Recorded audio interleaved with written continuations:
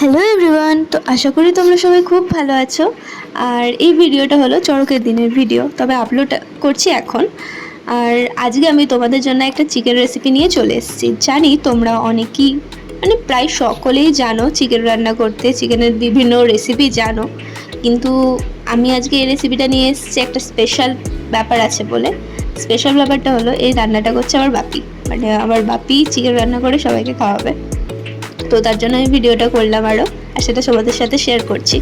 তো দেখো, আমার মনে হয় যে চিকেন রান্না গ্যাসের থেকে উনুনে করলে বেশি ভালো হয়। তো আমি যখনই চিকেন রান্না করি তখনই আমি উনুনে করি, কারণ উনুনে এটা বেশি ভালো টেস্ট হবে।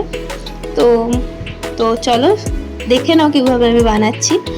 তো দেখো, পেঁয়াজ আলু কেটে নিয়েছি, আর ওদিকে আদা রসুন বেটে নিয়েছি, তার সাথে টমেটো কাঁচা লঙ্কা বেটে নিয়েছি, আর অল্প একটু পেঁয়াজও বেটে নিয়েছি। তো দেখো, তেল দিয়ে আমি তেলে শুকনো লঙ্কা, তেজপাতা, গোটা গরম মশলা আর অল্প একটু চিনি দিয়ে দিয়েছি। তো ওগুলো ভালো করে ভেজে নেওয়ার পর আমি পেঁয়াজটা দিচ্ছি, পেঁয়াজটা দিয়ে ভালো করে ভেজে নিচ্ছি। তো পেঁয়াজটা ভালো করে ভাজা হয়ে গেলে তারপরে আমি এখানে পেঁয়াজ বাটাটা দিচ্ছি। পেঁয়াজ বাটাটা ভালো করে ভেজে নেবো, কাঁচা ভাবটা চলে গেলে তারপরে আদা রসুনটা দিয়ে দিচ্ছি। আর তারপরে আমি আদা রসুনটা ভালো করে ভেজে নিয়ে আমি এখানে যে টমেটো কাঁচা লঙ্কার পেস্টটা ছিল ওটাও দিয়ে দিচ্ছি।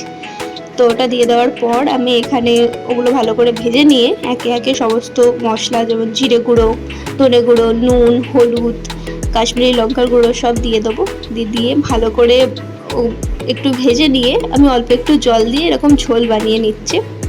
আর তারপরে এখানে ম্যারিনেট করে রাখা চিকেনটা আমি হলুদ, আদা রসুন বাটা আর অল্প একটু, যেহেতু দই ছিল না তাই অল্প একটু পাতিলেবুর রস দিয়ে ম্যারিনেট করে রেখেছিলাম। তো চিকেনটা দিয়ে কিছুক্ষণ নেড়ে নেওয়ার পর ভেজে রাখা আলুগুলোও দিয়ে দিচ্ছি। তো সব একসাথে দিয়ে অল্প একটু নুন দিয়ে এরকম জল ঢেলে, যেহেতু ঝোল করব তো জল ঢেলে দিচ্ছি। তো এটা ফুটে গেলেই ব্যাস তৈরি হয়ে যাবে চিকেন। তো এই রান্নাটা পুরোটাই বাপি করেছে আর আমি হেল্প করেছি বাপিকে। তো ভালো, অবশ্যই একটা লাইক করে দিও।